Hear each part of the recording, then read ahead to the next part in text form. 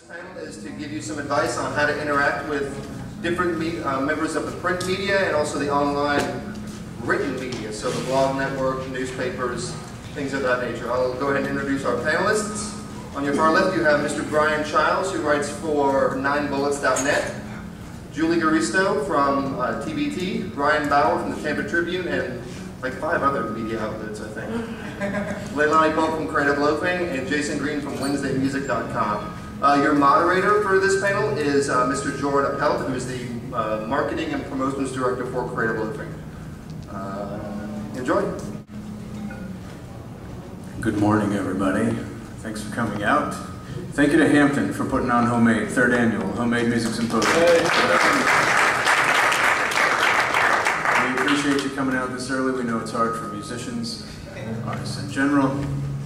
7 a.m. is pretty ugly on a Saturday, so it means a lot that everybody's come out. Thank you also to Bob Boylan, who we just heard from. Meant a lot for him to get up, probably still fresh off a mushroom trip out at Bonnaroo, for dialing in and speaking to us. That was very cool. So here on this panel, we're to talk about the press and how artists and musicians interact with the press. Which how many musicians do we have in the crowd right now? That's about 90%. So I'm sure a lot of you have interacted with the press. Hopefully you know who all these people are, if not most, and have their contact info. And if you don't, make sure to do that before you leave the room today.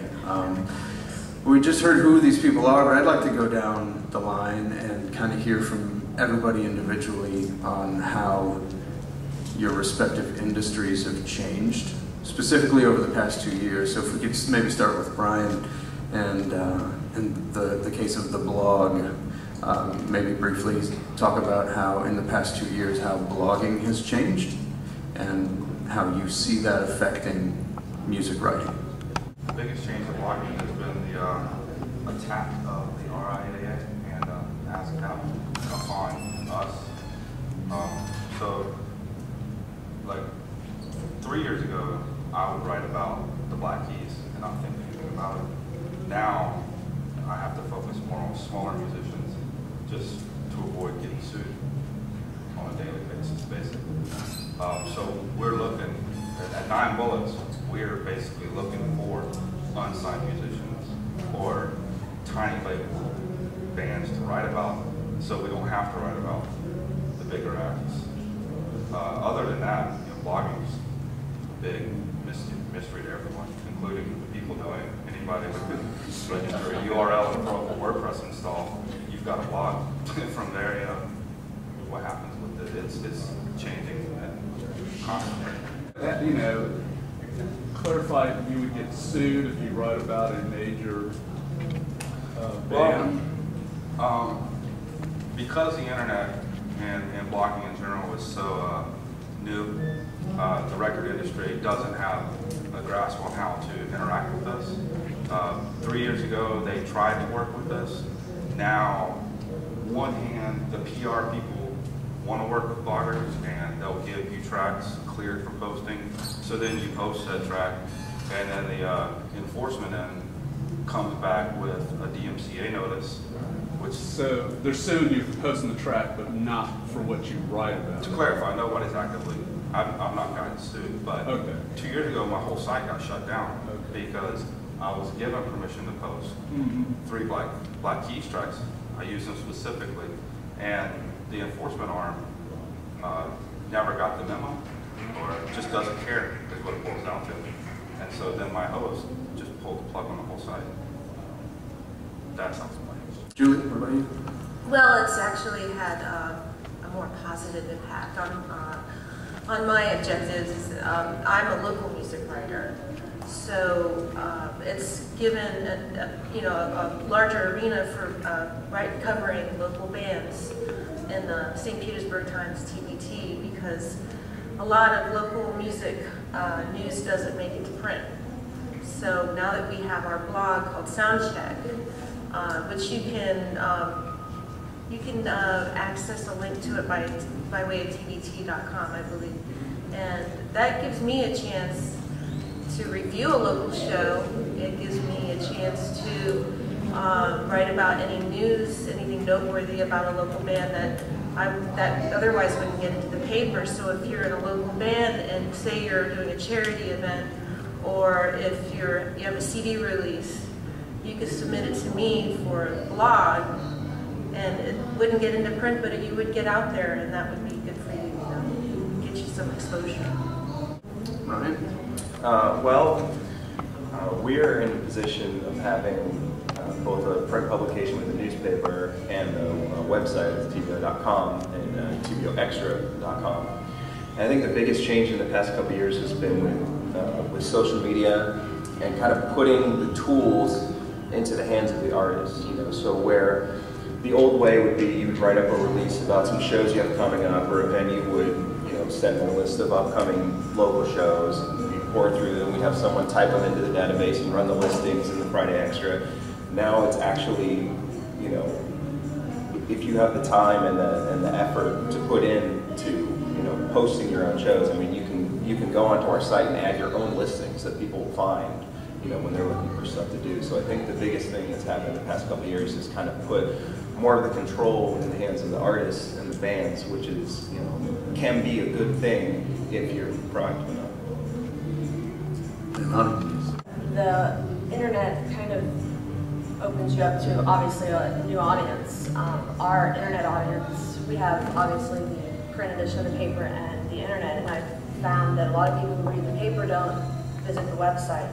And a lot of the people who visit the website don't pick up the paper.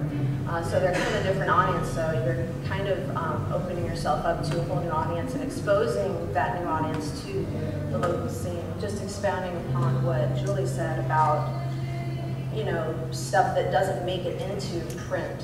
There's so much, there's so many shows that we cover, local and otherwise, that we have reviews of, pictures, and video, and none of that stuff makes it in the paper half the time. 90% of it doesn't. So there's just such more opportunity to cover what's going on. In addition, media. You can look up stuff about a local band, see video about the local band, find out where to find out more information. You don't really get that kind of interactive thing with your audience in print as much as you do online. So that's been a big, help kind of creating more of a dialogue with your readers. My website's my website's got the smallest following of anybody up here. It's small, but it's it's a very supportive group of people that read it. So I don't really deal with any of those changes. I'm lucky enough to get to post my my weekly blog on creative loafing, and that that helps a lot. But I don't really have to deal with any of the issues. Certainly getting sued, because I don't think enough people know about it. A couple of you guys talk about the advantages of working online and there being more opportunity online to cover more. But I think from the artist's perspective, I think that there's probably, maybe if only perceived, a cachet to the print product. And this would be, in the case of Julie, Bryan, Leilani, it's great that you have so much content online, but how many complaints do you hear that, well, I really want to get in print. I really don't care about being featured online. I really want to get in print. It's Julie, we'll start with you. I've never gotten that complaint. I deal with local artists, and local artists are usually just appreciative of whatever covers they get.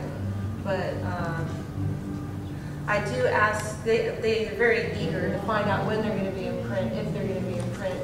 And it's actually, I think it's opened up more possibilities to being in print, because there's a hole to fill in the newspaper, and they say, well, what are we going to put here? Oh, there's this really cool blog that so-and-so posted on Soundcheck. Maybe we'll just run that in print, So again, two placements.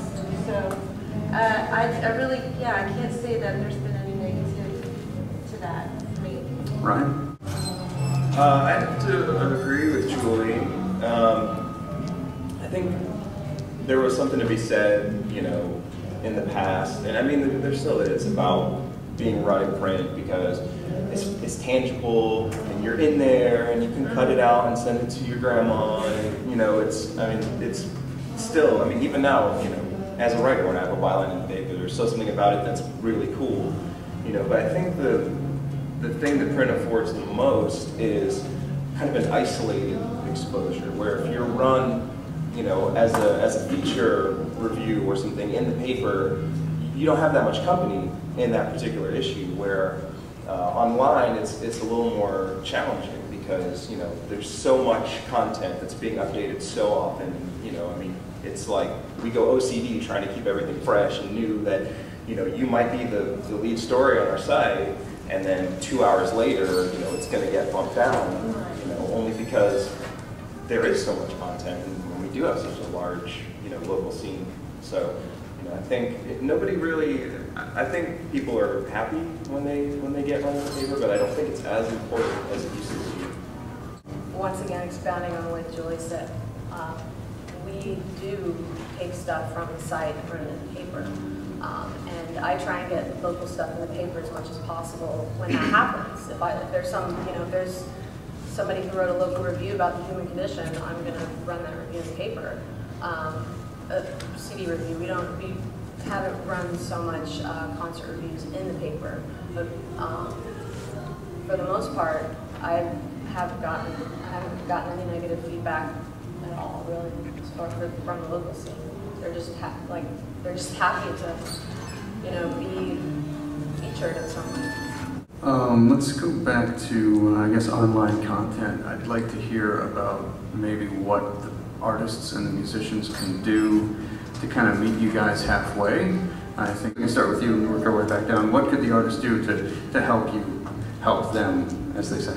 Well, first of all, I kind of profile bands, not necessarily albums or shows. And my website is set up so I only show, or I only list the current, and it's called Wednesday-music.com because I do one review every week on Wednesdays. And so I only show the current week's band profile on the main page, and everything else gets moved to the archive page, which is available on the menu bar. So because I do bands and not necessarily albums or shows, I only review the band once. So I'm always looking for bands to profile. And if you want to get on Wednesday-music.com, just send me an email, jason@jason-green.com. Send me, include a little bit of information about your band, some interesting stories, a couple photos, as many songs as you can. If you can send me the entire album, that's awesome. If you can only give me your Wednesday or your MySpace page, that's great too. I guess what I'm saying is that, you know, because I only profile one band, or I profile a band once, I need you guys as much as, if not more than, I hope you need me.